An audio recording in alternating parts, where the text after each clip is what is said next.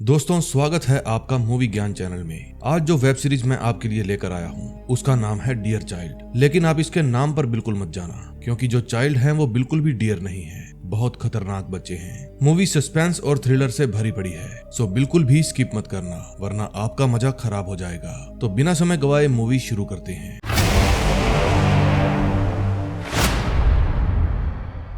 Movie की शुरुआत में हम एक आदमी को एक घर के बाहर कदम माप माप कर चलते हुए देखते हैं, क्योंकि वहां माइंस बिछी थी और उसी घर के अंदर दो बच्चे अपनी माँ के साथ खेल रहे थे। तभी वो आदमी उस घर का दरवाजा खोलता है। फिर वे तीनों माँ और बच्चे अपने हाथ आगे करके खड़े हो जाते हैं। जब वो आदमी घर के अंदर आता है तो अपने बच्चों के हाथ चेक करके उन्हें चॉकलेट देता है। फिर जब वो अपनी वाइफ के पास जाता है तो वो डर के मारे थर-थर कांपने लगती है। फिर वो आदमी कहता है कि बच्चों के सामने रोकर तुम मेरे कानून तोड़ रही हो। फिर कुछ देर बाद वो औरत भागकर अपने घर से बाहर आती है और जंगल में चली जाती है। वो बहुत डरी हुई थी और ठोकर खाकर गिर जाती है। तभी उसकी नजर वहां से गुजर रही एक कार पर पड़ती है और जब वो भागकर उस कार के पास जाती है तो उसी कार के साथ उसका एक्सीडेंट हो जाता है। फिर वहां एम्बुलेंस आती है। जब एम्बुलेंस उसे लेकर जाती है तो उसके साथ उसकी बेटी भी थी। नर्स अपने साथी को कहती है कि इसका बहुत खून बह गया है। तभी उसकी बेटी बताती है कि मेरी माँ का ब्लड ग्रुप AB नेगेटिव है। नर्स पूछती है तुम्हें कैसे पता? वो लड़की कहती है मेरी मॉम ने ही बताया था। फिर वो नर्स उससे उसकी माँ का नाम पूछती है।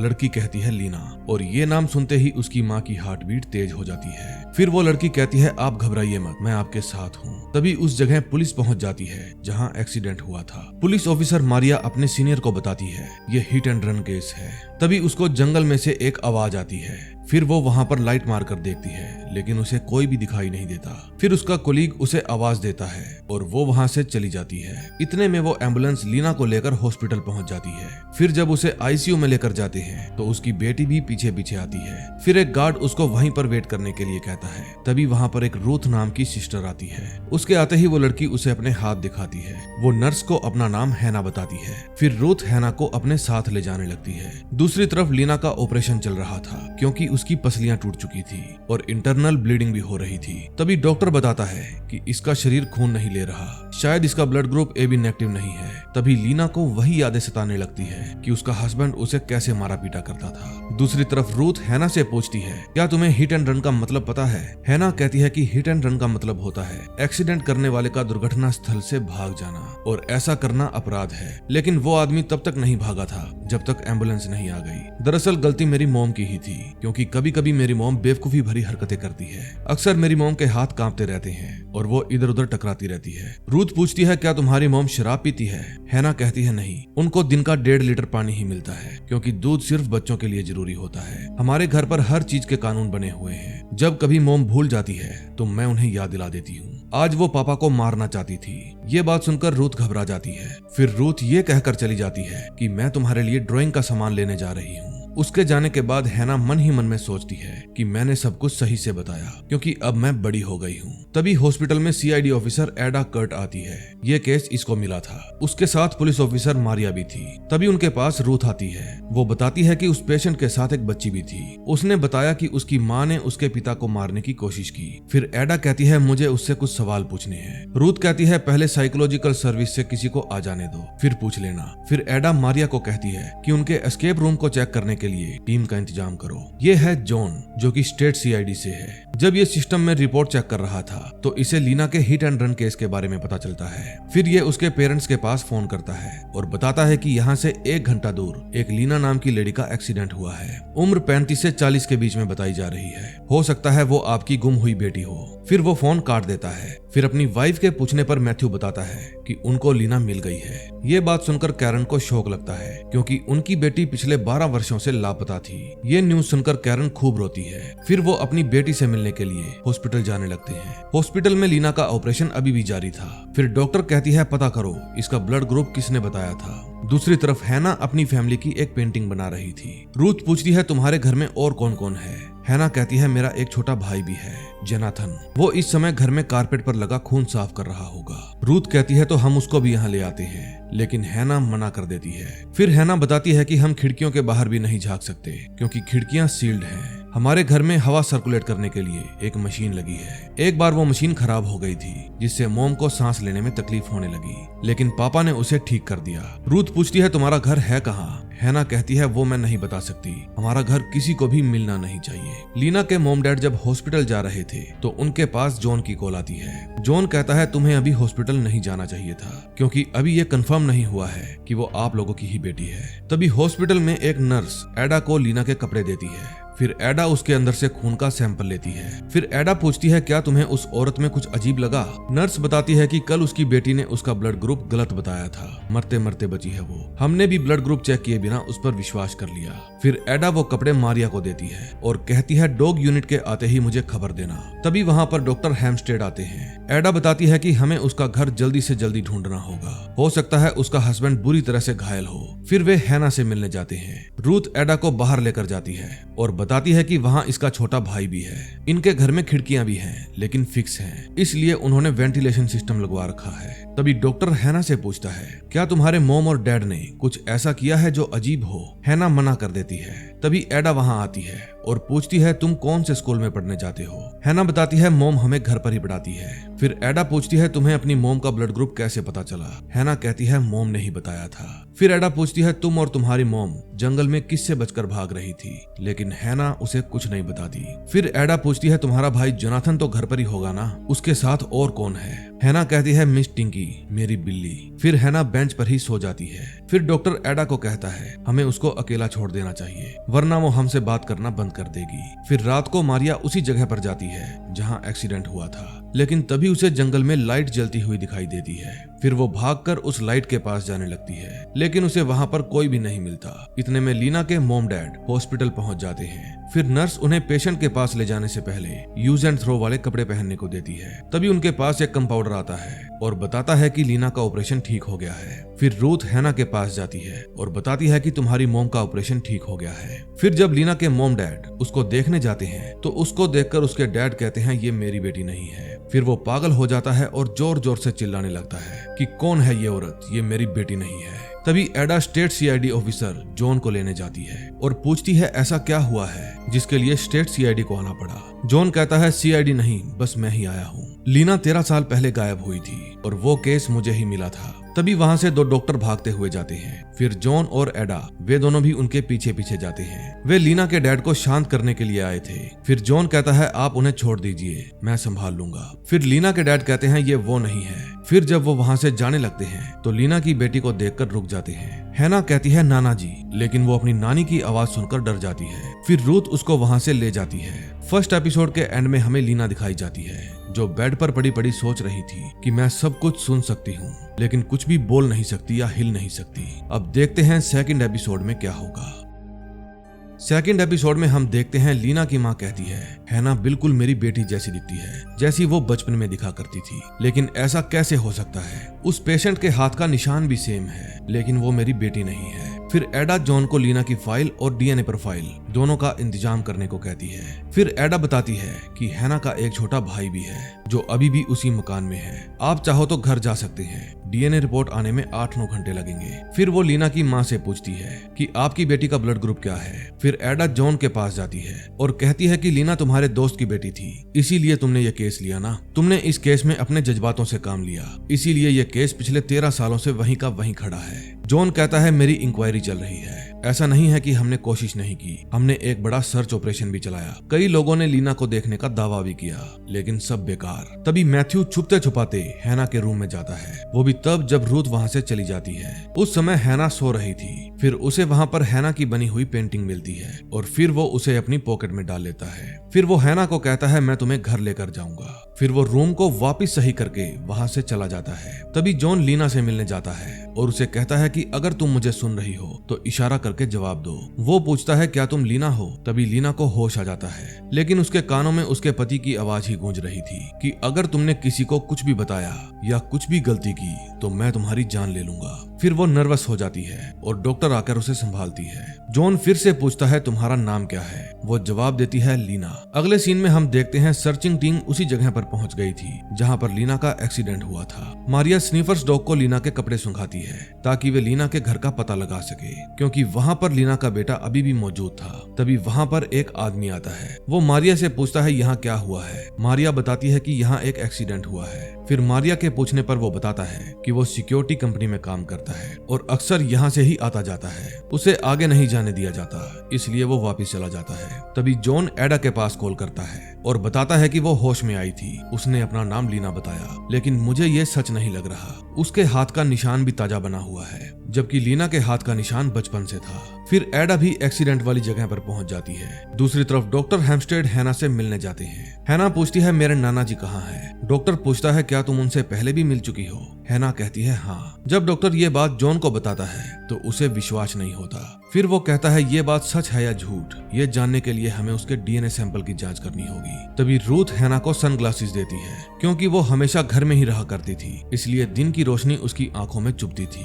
तभी जॉन लीना के माँ बाप के पास जाता है और कहता है कि हैना कह रही थी कि तुम उसके नाना जी हो और वो तुमसे पहले भी मिल चुकी है। मैथ्यू, क्या वो सही कह रही थी? मैथ्यू गुस्से में कहता है तुम्हें क्या लगता है मैंने ही अपनी बेटी को किडनैप किया है? फिर वो जॉन को धक्का देकर वहाँ से चला जाता है। दूसरी तरफ सर्च ऑपरेशन अभी भी चल रहा था। फिर उन्हें वहाँ पर एक फेंसिंग पर कपड़े का टुकड़ा लगा हुआ मिलता है। उसके दूसरी तरफ जो जगह थी वो कुछ मिलिट्री कैंप की तरह लग रही थी। फिर एडा और टीम बुलाने के लिए कहती है। दूसरी तरफ रूथ हैना को उसकी माँ से मिलवाने ले जाती है। फिर हैना चुपके से उसके हाथ में एक कांच का टुकड़ा रख देती है। फिर वो अपनी माँ को कहती है आप हर वक्त पापा की नजर में हैं, और ये कहकर वो चली जाती है। जब लीना को होश में आता है तो वो देखती है उसके हाथ में कांच का टुकड़ा है। फिर वो उसे छुपा लेती है। फिर थोड़ी देर बाद वहाँ पर जॉन आता है और कहता है मैं जानता हूँ तुम लीना नहीं हो, क्या तुम अपना असली नाम बताओगी? फिर वो उसे असली लीना की फोटो दिखाता है और पूछता है कभी इसे मिली हो? फिर लीना गर्दन हिलाकर मना कर देती है। फिर लीना पूछती है कैसी थी वो? जॉन बताता है बहुत प्यारी थी, वो एक जिंदा दिल लड़की थी, अपनी बातों से सबका मन मोह लेती थी, उसके आगे पूरी लाइफ पड़ी थी। लेकिन एक रात एक पार्टी के बाद उसे किसी ने नहीं देखा। उसके फोन से आखिरी कॉल सुबह 4:10 पर अपनी फ्रेंड लूसी के फोन पर हुई थी। जब वो घर जा रही थी तब से उसका फोन भी बंद पड़ा है और वो भी कहीं नहीं मिली। हमारा शक उसके बॉयफ्रेंड पर था कि हमें आज तक पता नहीं चला आखिर उसके साथ हुआ क्या है। लीना के माँ बाप 13 सालों से उसका इंतजार कर रहे हैं। अगर तुम हमारी कुछ भी हेल्प कर सको तो प्लीज कर देना। फिर लीना उसे कुछ बताना चाह रही थी, लेकिन बताते बताते चुप हो जाती है, क्योंकि उसे याद आता है कि उसका पति उसे इस वक्त भी देख रहा है। फिर लीना डॉक्टर से पूछती है क्या मैं प्रेग्नेंट हूँ? डॉक्टर हाँ कह देती है। अगले सीन में हम देखते हैं डॉक्टर हेम्स्टेड हैना को अपने साथ लेकर जा रहा था। फिर मैथ्यू कैरन से पूछता है कि वो उसे कहाँ ले जा रहे हैं। कैरन कहती है शायद चाइल्ड प्रोटेक्शन होम में। फिर वो गुस्सा होकर वहाँ से चला जाता है। जब डॉक्टर हैना को अपने साथ लेकर जा रहा था तो रास्ते में वो हर दिखने वाली चीज का नाम ले रही थी, क्योंकि आज से पहले उसने हर वो चीज सिर्फ किताबों में ही देखी थी। मैथ्यू भी उस समय उसका पीछा कर रहा था। जब लीना की मॉम उसे फोन करती है तो वो फोन नहीं उठाता। फिर वो जॉन को मिलने के लिए बुलाती है और अपने हस्बैंड की शिकायत करने लगती है। दरअसल जॉन उसका पड़ोसी था और जवानी के समय इन दोनों का अफेयर भी चल रहा था। ये बात मैथ्यू को भी पता थी, इसीलिए वो जॉन को पसंद नहीं करता था। फिर जॉन कैरन को कहता है तुम घर चली जाओ, अगर मुझे कुछ भी पता चला तो मैं तुम्हें फोन कर दूंगा। फिर पुलिस की और टीम लीना के घर के पास पहुंच जाती है। कैप्टन कहता है वो मिलिट्री एरिया है, हम बिना परमिशन उसके अंदर एंटर नहीं कर सकते। एडा कहती है अंदर एक 8 साल का बच्चा अपने डैड की बॉडी के आसपास घूम रहा होगा, उसे हेल्प की जरूरत है। फिर पुलिस वाले अंदर जाने के लिए गेट खोलते हैं। तभी वहाँ तेज स्पीड में एक कार आकर रुकती है। फिर उसमें से एक गार्ड निकलकर बाहर आता है और पूछता है क्या आप लोगों के पास परमिशन है? एडा कहती है हमें किससे परमिशन लेनी होगी, उसका नंबर दो। सिक्योरिटी गार्ड कहता है इस समय वहाँ पर कोई नहीं होगा। फिर एडा उसकी परवाह किए बिना पुलिस वालों को इशारा करती है और वे उस एरिया के अंदर एंटर कर जाते हैं। फिर वो सिक्योरिटी गार्ड अपने बॉस से बात करके एडा को कहता है ये नाटो का एरिया है, आप बिना परमिशन लिए अंदर नहीं जा सकते। इतने में उन्हें बॉम्ब विस्फोट की आवाज आती है। फिर एडा भागकर अंदर जाने लगती है। जब वो पुलिस वालों के पास पहुंचती है तो उनमें से एक पुलिस वाला उसे रुकने को कहता है और बताता है कि यहाँ पर माइंस बिछी हुई है और ये सब कुछ हैना का भाई जोनाथन अपने घर से छुप छुप कर देख रहा था। अब नेक्स्ट एपिसोड में देखते हैं क्या होगा। थर्ड एपिसोड की शुरुआत एक फ्लैशबैक से होती है, जिसमें हम देखते हैं कि लीना के हस्बैंड ने उसको बांध कर रखा हुआ था। फिर वो उसके पास आता है और पूछता है कैसी हो लीना? फिर वो बंधी हुई लेडी कहती है मैं लीना नहीं हूँ और फिर वो चला जाता है। अब इस सीन से हमें ये पता चलता है कि ये आदमी किसी और औरत को ही किडनैप करके ले आया था और जबरदस्ती लीना बनाने की कोशिश कर रहा था। फिर कुछ घंटे बाद वो दोबारा आता है और उस औरत के लिए पानी और हेयर कलर लेकर आता है। वो औरत बहुत प्यासी थी। फिर वो उसे कहता है अगर पानी चाहिए तो पहले बाल डाई करने होंगे। जब वो औरत जवाब नहीं देती तो वो आदमी जाने लगता है। फिर वो रोने लगती है और बाल डाई करने के लिए मान जाती है। बाल डाई करने के बाद वो लीना को अपने रूल्स बताता है वो कहता है जब भी मैं घर के अंदर आऊं तुम अपने हाथ खोलकर खड़ी हो जाओगी ताकि मैं देख सकूं तुम्हारे नेल्स तो नहीं बड़े हुए या फिर तुम्हारे हाथ में कोई ऐसी चीज तो नहीं है जिससे नुकसान पहुंचाया जा सके। टॉयलेट जाने का समय सुबह 7 बजे, 12 बजे, 5 बजे और 8 बजे है। फिर वो उसे अपने बच्चों से मिलवाता है और बताता है आज से यही तुम्हारी नई मोम है। चलो लीना, 8 बज गए, बच्चों को सुलाने का समय हो गया।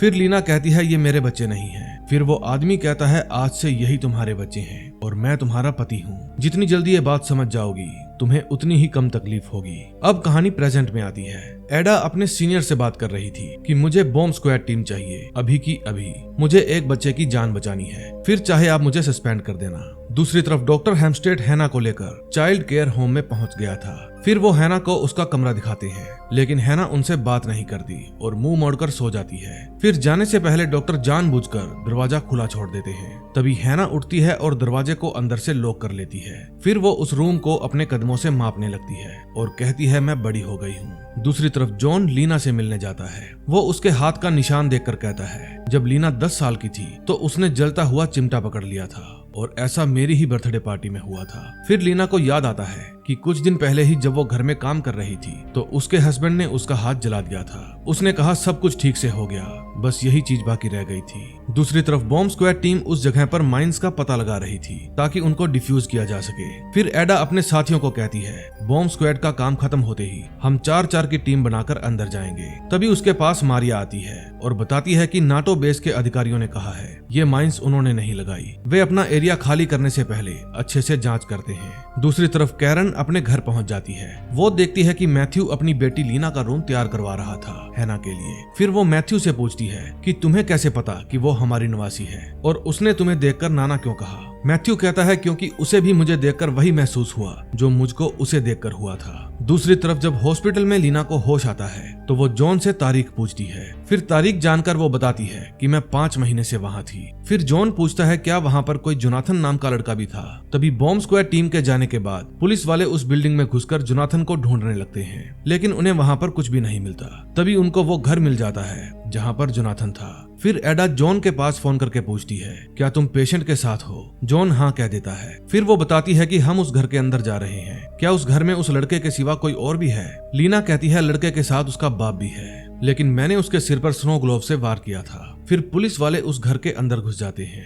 उन्हें घर के अंदर एक लाश मिलती है। जब एडा उस लाश का चेहरा देखती है तो डर जाती है। फिर वो जॉन को बताती है कि उसने किडनैपर का चेहरा पूरी तरह से फाड़ दिया है। फिर वे जोनाथन को ढूंढते हैं जो कि बच्चों के कमरे में बिस्तर के नीचे छिपा हुआ था। फिर एडा उसे प्यार से बाहर आने के लिए कहती है। लीना बताती है उसे ये कहना होगा कि जोनाथन ने सब कुछ ठीक किया। फिर एडा ऐसा ही करती है। ये बात सुनकर जोनाथन एडा का हाथ पकड़ लेता है। फिर जॉन लीना को बताता है कि जोनाथन एडा के साथ है और तुम्हारा पति मर चुका है। ये बात सुनकर लीना को थोड़ा हौसला होता है। फिर वो जॉन को बताती है कि मेरा नाम जैस्मिन ग्रास है। फिर वो अपने डैड का एड्रेस बताकर उन्हें बुलाने के लिए कहती है। दूसरी तरफ एडा जोनाथन को घर से बाहर ले आती है। तभी जॉन जैस्मिन से पूछता है कि तुमने तो कहा था मैंने एक बार वार किया है लेकिन उसका चेहरा तो बुरी तरह से बर्बाद किया हुआ था। फिर फोटो देखकर जैस्मिन कहती है ये मैंने नहीं किया। फिर वो नर्वस हो जाती है और डॉक्टर आकर उसे संभालती है। फिर बाहर जाकर जॉन ये सारी बात कैरन को बताता है। कैरन कहती है कैसे भी करके मेरी बेटी को ढूंढो।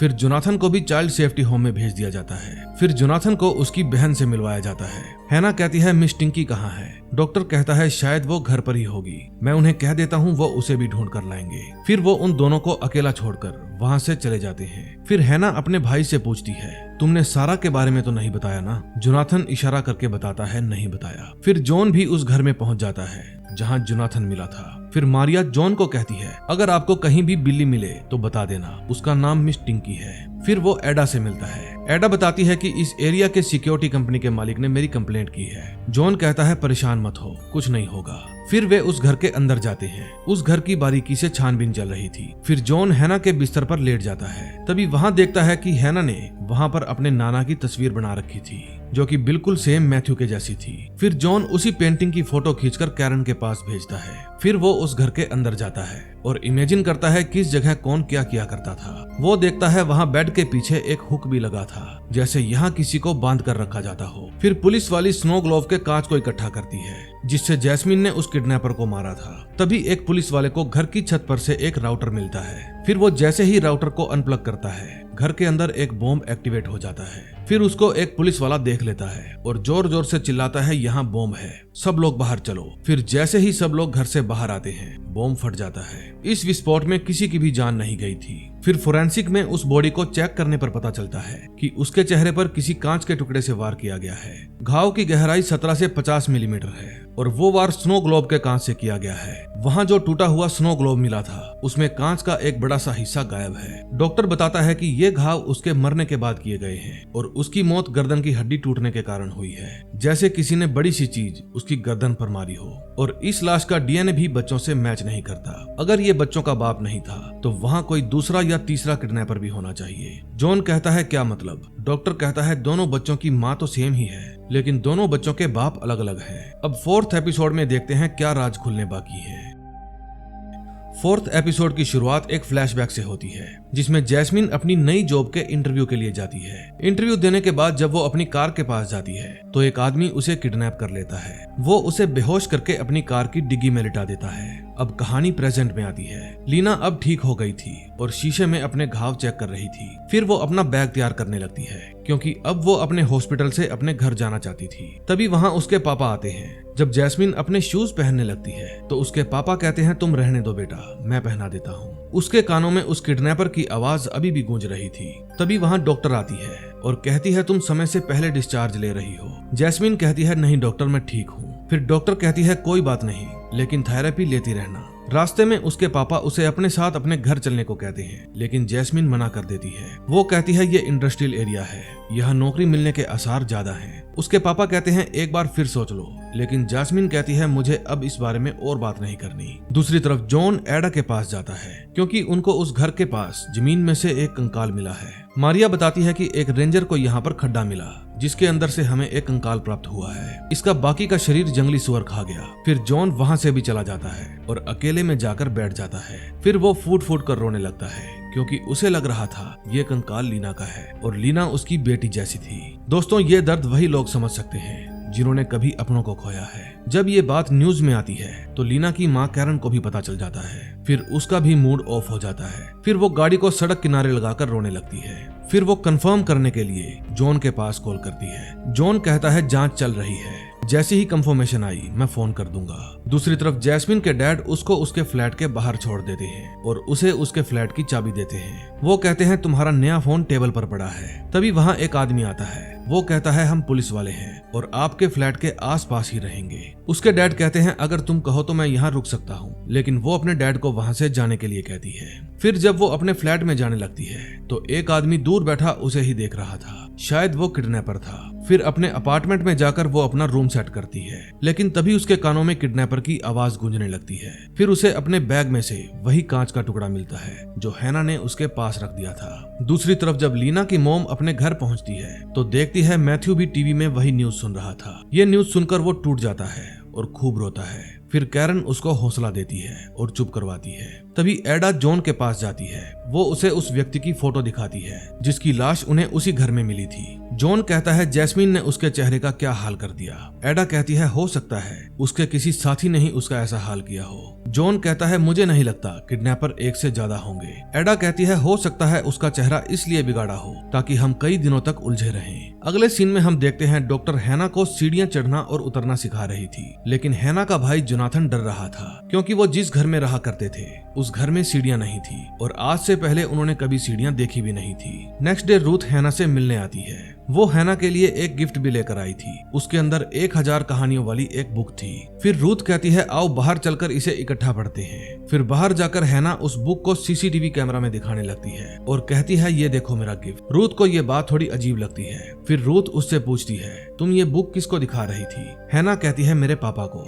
रूथ पूछती है, क्या तुम्हारे पापा अभी भी तुम्हें देख रहे हैं? हैना कहती है, इससे उन्हें पता चलता है कि हम अभी भी कानून का पालन कर रहे हैं। यही कानून जैस्मिन के कानों में भी दौड़ रहे थे। उसे कानून तोड़ने की सजा अच्छे से याद थी। फिर वो 6 बजते ही अकॉर्डिंग टू रूल्स अपना खाना शुरू कर देती है। फिर रूथ हैना को अंदर भेजती है और अपना फोन निकालकर एडा के पास फोन मिलाती है ताकि उसे आज की सारी बात बता सके। अगले सीन में हम देखते हैं फोरेंसिक डॉक्टर बताता है कि ये कंकाल लीना का नहीं है, लेकिन इसके पास जो हेयर बैंड मिला है उसके अंदर कुछ बाल जरूर लीना के हैं। इस औरत की मौत 15 महीने पहले हुई थी। एडा कहती है जैस्मिन 5 महीने पहले गायब हुई थी, तो इसकी मौत से जैस्मिन के गायब होने के बीच उन बच्चों की माँ का किरदार कौन निभा रहा था। अब हमें पूरा डेटाबेस चेक करना होगा। आसपास 100 किलोमीटर के रेडियस में जितनी भी लड़कियां गायब हुई हैं, उनका पता लगाना होगा। फिर जॉन ये बात जाकर लीना के मोम डैड को बताता है कि वो कंकाल लीना का नहीं था। फिर मैथ्यू पूछता है कि किडनैपर कहाँ है, जिसकी बॉडी हमें वहाँ पर मिली है, वो कौन थी, आखिर कर क्या रहे हो तुम लोग। जॉन कहता है 2 हफ्ते पहले ही इसके लिए स्पेशल टीम तैयार हुई है। फोरेंसिक वाले दिन रात इसी काम में लगे हैं। देश भर में गुमशुदा आदमियों की तलाश हो रही है।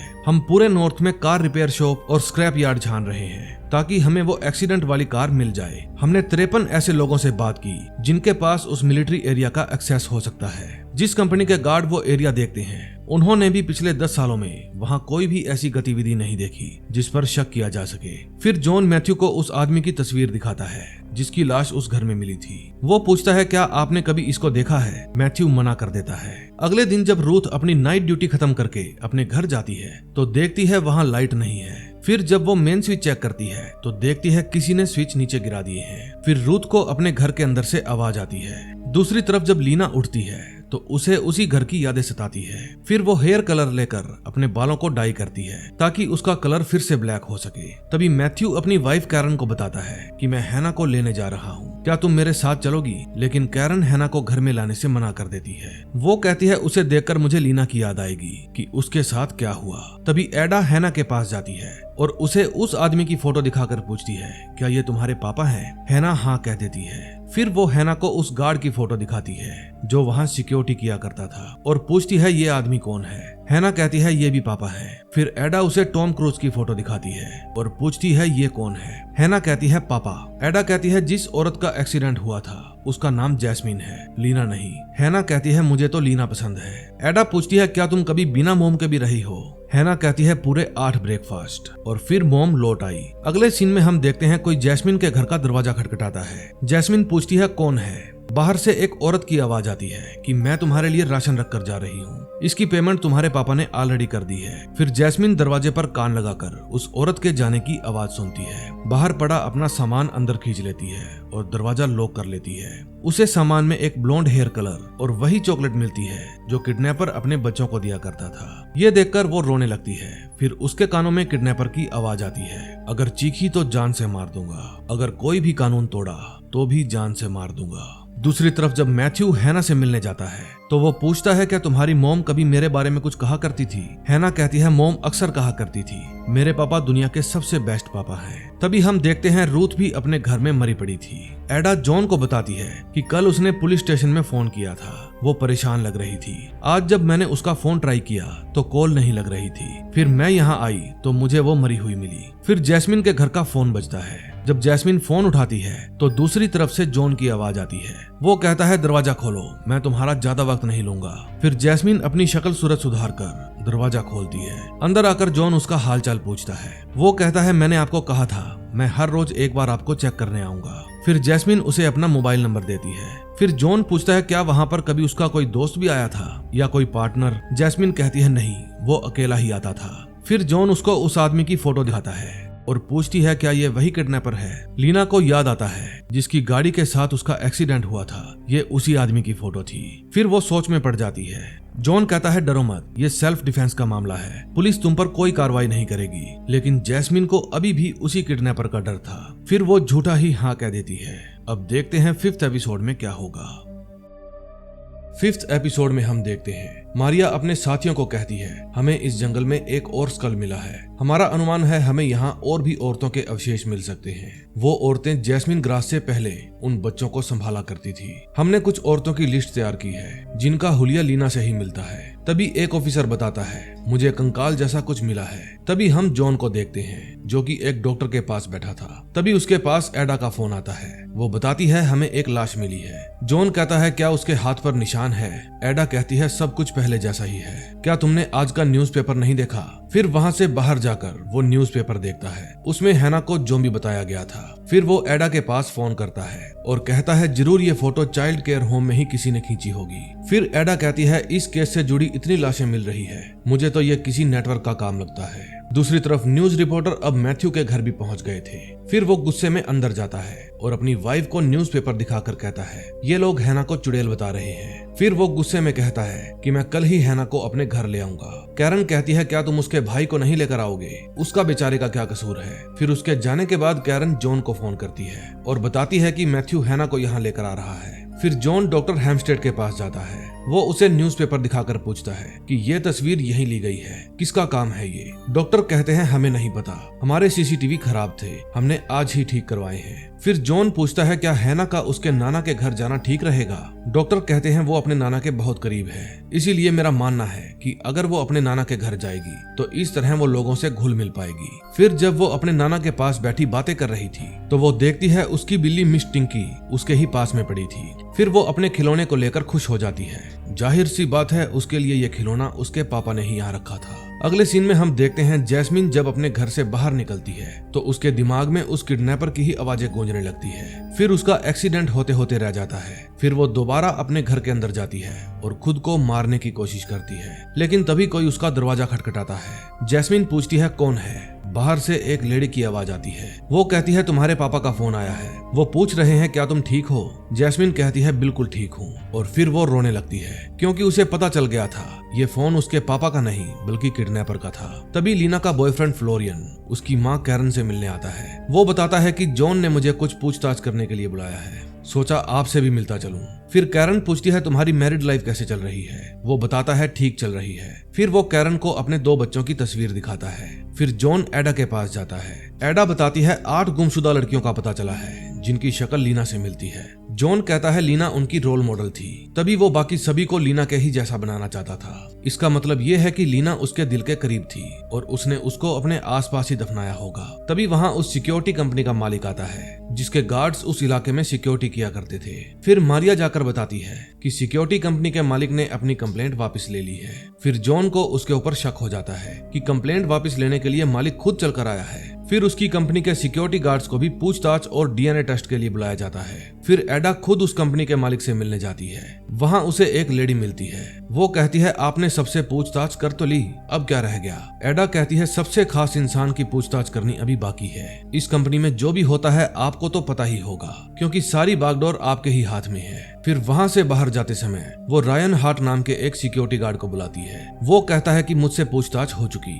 माना मेरे क्रिमिनल्स रिकॉर्ड रहे हैं लेकिन मैं उनकी सजा भुगत चुका हूँ। फिर वो वहाँ से चला जाता है। अगले सीन में हम देखते हैं जब मैथ्यू को पता चलता है कि उसकी बेटी के बॉयफ्रेंड को जॉन ने बुलाया था तो वो पुलिस स्टेशन जाता है। वहाँ उसकी बेटी के जितने भी बॉयफ्रेंड्स थे सभी को बुलाया गया था। फिर फ्लोरियन को देखकर मैथ्यू कहता है मुझे पहले दिन से ही इस पर शक है। जॉन कहता है हमने इसको डीएनए टेस्ट के लिए बुलाया है क्योंकि हमें शक है जब लीना किडनैप हुई तो वो प्रेग्नेंट थी। हो सकता है फ्लोरियन ही हैना का बायोलॉजिकल फादर हो। मैथ्यू कहता है तुम हैना को मुझसे दूर करना चाहते हो, अगर फ्लोरियन फादर निकला तो वही हैना का करीबी रिश्तेदार होगा। जॉन कहता है मैं तो सिर्फ केस सोल्व करना चाहता हूँ। फिर एडा अपने उस साथी से मिलने जाती है जिसने माइन फटने के कारण अपनी लात गवा दी थी। फिर एडा उससे माफी मांगती है कि मुझे बॉम्ब स्क्वाड टीम का इंतजार करना चाहिए था। वो कहता है प्लीज यहाँ से चली जाओ। फिर रात को जैस्मिन के घर के बाहर पहरा दे रहे पुलिस वाले की ड्यूटी चेंज होती है। जैस्मिन उस वक्त अपना हेयर कलर कर रही थी। वो अपने बालों का कलर फिर से ब्लॉन्ड कर लेती है।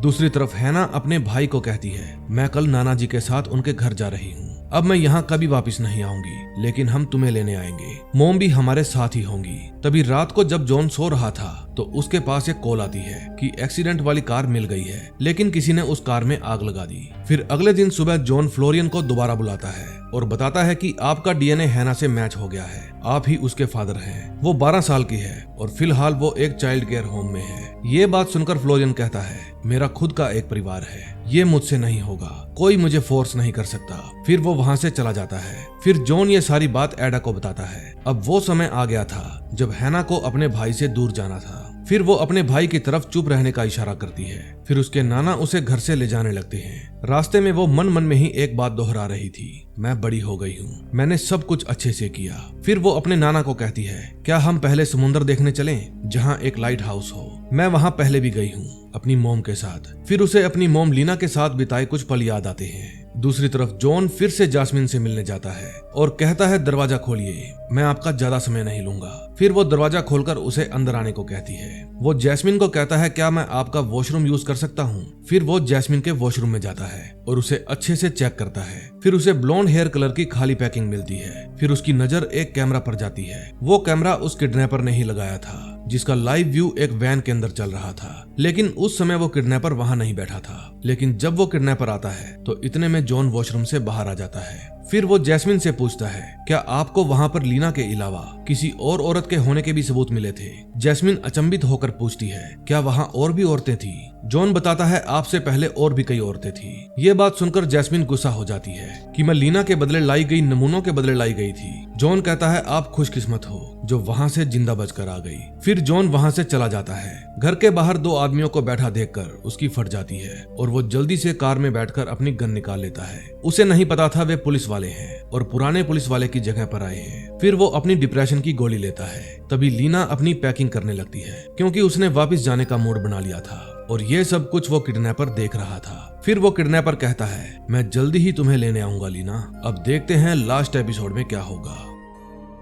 लास्ट एपिसोड में हम देखते हैं वो किडनैपर जैस्मिन पर ही नजर रखे हुए था। फिर जैस्मिन खुद को शीशे में देखकर कहती है, हेलो लीना। शायद अब जैस्मिन खुद से ही हार मान चुकी थी। उसके घर के बाहर जॉन पहरा देते देते ही सो गया था। फिर उसके सपने में लीना आती है और कहती है, मुझे बचाओ। तभी वहां पर पहरा दे रहा पुलिस वाला आता है। वो जॉन को कॉफी देकर कहता है, यहाँ तो हम संभाल ही रहे हैं, आप जा सकते हैं। लेकिन जॉन कहता है, मैं यहाँ किसी और वजह से हूँ, वजह नहीं बता सकता। अब मैथ्यू भी हैना को लेकर अपने घर पहुंच जाता है। घर के बाहर उसे बहुत सारे रिपोर्टर्स घेर लेते हैं। मैथ्यू को पता था कि ऐसा होगा, इसलिए उसने हैना को कपड़ा ढककर लिटा दिया था। फिर वो हैना को घर में ले जाकर अपनी वाइफ कैरन से मिलवाता है। फिर जब कैरन उससे बात करने की कोशिश करती है तो हैना मुंह फेर लेती है। दूसरी तरफ चाइल्ड केयर होम में एक अपाहिज लड़का जोनाथन से बात करने की कोशिश करता है, लेकिन जोनाथन कहता है, मैं तुमसे बात नहीं कर सकता। मैंने किसी से बात ना करने के लिए पापा को प्रॉमिस किया है। नया घर तैयार होते ही वो मुझे लेने आएंगे। दरअसल जब जोनाथन अपने घर में था तो उसका डैड एक डेड बॉडी लेकर वहाँ आया था। फिर उसने जोनाथन को कहा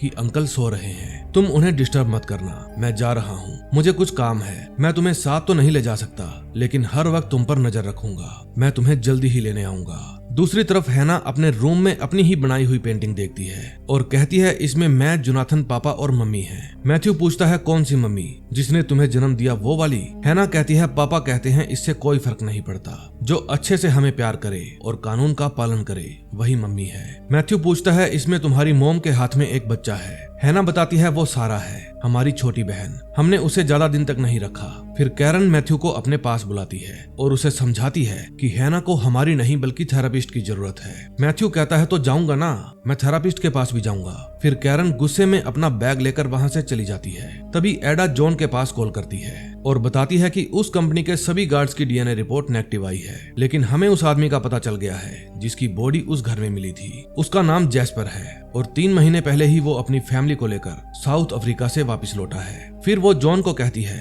तुम्हें जास्मिन से जाकर पूछताछ करनी चाहिए कि उसने गलत आदमी की पहचान क्यों की। उसने ये क्यों कहा कि जैस्पर ही किडनैपर है। जॉन कहता है, मैं पूछ लूंगा। तभी जैस्मिन हॉस्पिटल में फोन करती है और कहती है कि मैं अपने पापा के घर जा रही हूँ, प्लीज मेरी थेरेपी 1 हफ्ते के लिए पोस्टपोन कर दीजिए। फिर जास्मिन को याद आता है कि जब लास्ट दिन वो उस घर में थी तो किडनैपर ने घर पर आने के बाद बच्चों को चॉकलेट दिए। फिर उसने कहा, तुमने कानून तोड़ा है, सजा तो तुम्हें मिलेगी, लेकिन प्रेगनेंसी चेक करने के बाद। फिर जैस्मिन को गुस्सा आ गया और उसने स्लो ग्लोब उठाकर उस किडनैपर के मुंह पर दे मारा। फिर वो चाबियां उठाकर दरवाजा खोलती है और बच्चों को आवाज लगाती है, जल्दी मेरे पीछे आओ। अगले सीन में हम देखते हैं कैरन चाइल्ड केयर होम में जोनाथन से मिलने जाती है। वो गुमसुम बेड पर ही लेटा हुआ था, शायद उसकी तबीयत भी खराब थी।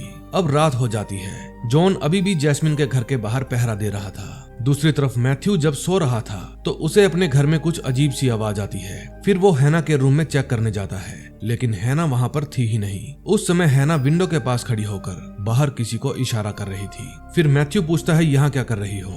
हैना जवाब देती है कि कोई मेरी खिड़की पर पत्थर मार रहा था। फिर मैथ्यू पासवर्ड डालकर उस घर के ब्लाइंड्स गिरा देता है। फिर वो अपने रूम में सोने चला जाता है। उस समय घर की चाबियां घर के दरवाजे पर ही लटकी थी।